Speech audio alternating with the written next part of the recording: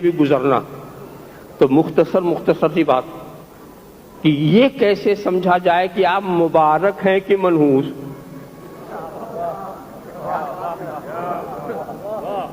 تو پھر یہ دیکھو کہ انجام کیا.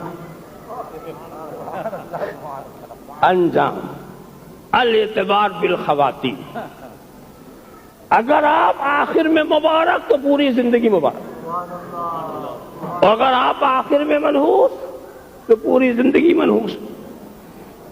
انجام رب تبارک و تعالیٰ جسے چاہے پل بھر میں جنتی جو نظر آ رہا ہے وہ جہنمی ہو جائے، اور جہنمی جو دکھ رہا ہے وہ جنتی ہو جائے. تو اعتبار کس چیز کا ہے؟ آخری بات کا کہ آخر میں تو کیا. اسی لیے کسی کو حق نہیں ہے، چاہے وہ کتنا ہی بڑا ایمان والا کیوں نہ ہو، کہ یہ دعویٰ کرے کہ میں جنتی ہوں. اور آپ کو بھی حق نہیں ہے کہ چاہے کوئی کتنا ہی خراب کیوں نہ ہو آپ اسے جہنمی کہہ دیں. پہلے دیکھیے کہ موت کس پر ہوتی ہے. ایمان پر موت تو جنتی، کفر پر موت تو جہنمی. تو موت کو دیکھیے آخری گھڑی کیا ہے، توبہ پر جنتی. اس پر کچھ لوگ عجیب ہیں. حضور نے تو یہ فرمایا تھا نا کہ کسی کو اپنے کو جنتی نہیں کہنا چاہیے، کسی کو جہنمی نہیں کہنا چاہیے، اس لیے کہ یہ جنتی جہنمی ہونا یہ تو مستقبل کی چیز. اس کا ترجمہ لوگوں نے کیا کیا کہ کسی کو کافر نہیں کہنا چاہیے، کافر نہیں کہنا چاہیے. کہاں جنتی جہنمی، کہاں کافر مومن. کسی کو کافر نہیں کہنا چاہیے. اور اس میں عجیب بات ہے کہ کیا کہتے ہیں، کسی کافر کو بھی کافر نہیں کہنا چاہیے. کسی کافر کو بھی کافر نہیں کہتے، خود ہی کافر کہہ رہے ہیں. پہلے کافر کا پھر کہتے نہیں کہنا چاہیے.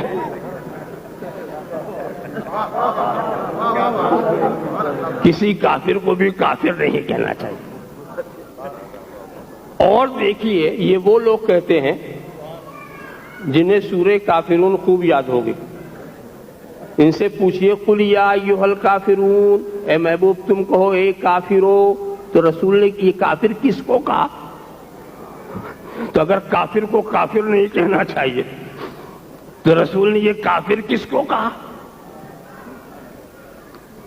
مگر دلیل سنیے، کسی کافر کو کافر نہیں کہنا چاہیے. تمہیں کیا خبر کہ مرنے سے پہلے مومن ہو جائے. اب دلیل کتنی. تو اب ایسے ہی آپ ان سے بھی کہہ دو کہ کسی مسلمان کو مسلمان نہیں کہنا چاہیے، تجھے کیا خبر کہ مرنے سے پہلے کافر ہو جائے. اگر یہ دلیل ہے، دیکھو مرنے کے بعد جو ہوگا وہ تو کہا جائے گا، مگر اس وقت جو حالت ہے وہ بیان کرنا ضروری ہے. کافر کو کافر نہ سمجھنا بھی کفر ہے.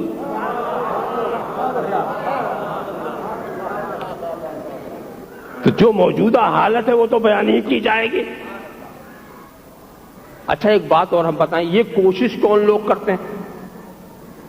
جب کوئی یہ کہنا کہ کسی کافر کو کافر نہیں کہنا چاہیے، کسی مشرک کو مشرک نہیں کہنا چاہیے، تو سمجھ لینا کہ اس کے اندر کوئی چور بیٹھا ہوا. دیکھو کوئی کہے کسی چور کو چور نہیں کہنا چاہیے، کسی شرابی کو شرابی نہیں کہنا چاہیے. یہ نہ سمجھو کہ وہ چوروں کا ہمدرد، یقیناً وہ خود چور ہے. تبھی وہ چاہتا ہے، اپنا تحفظ چاہتا ہے کہ جب یہ چوروں کو چور کہنے کے عادی ہوں گے تو ہمیں بھی چور کہیں گے. تو اپنا تحفظ کرنے کے لیے کہ کسی چور کو چور نہ کہو، ورنہ جو چور نہیں ہے وہ تو کہتا ہے کہ بھی چور کو چور کہو. جو شرابی نہیں ہے شرابی کو شرابی کہنے اس کو کوئی تکلیف نہیں. تو یہی بات میں بتا رہا ہوں،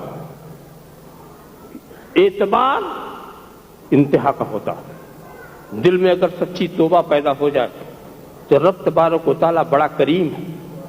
غفور الرحیم ہے.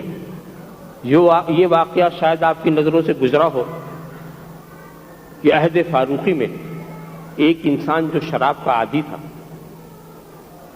اتفاق سے وہ شراب کی بوتل نکلا، فاروق اعظم کی نظر بھی پڑ گئی. نظر آتے ہی اس نے چھپا لیا، بوتل چھپا لی. فاروق اعظم قریب آئے، کیا ہے؟ وہ ڈر گیا، مگر دل میں اس نے سچی توبہ کی کہ اے اللہ، تو میرے عیب کو چھپا لے، میرا پردہ، میرا راز فاش نہ ہو، میں آج سے توبہ کرتا ہوں، اب کبھی نہیں پیوں گا. دل میں سچی توبہ، مگر چھپا تو لیا اس نے. تو اس کی زبان سے نکلا، اس میں دودھ ہے، اس میں دودھ ہے. کہا دودھ ہے تو تم نے چھپایا کیوں؟ نکال کیا ہے؟ نکالا تو واقعی دودھ تھا. سچی توبہ کی ایک پہچان بتا دوں کہ تمہاری توبہ سچی ہے. توبہ سچی کرنے کے بعد جو دعا کرو گے ضرور قبول ہوگی، اللہ کی رحمت سے، اس کے فضل و کرم سے.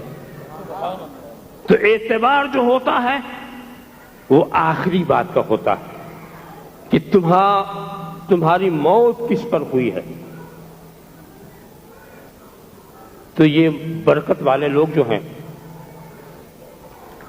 یہ تو ہوا اگر ہم برکت کا معنی لے کے چلیں. مختصر سی یہ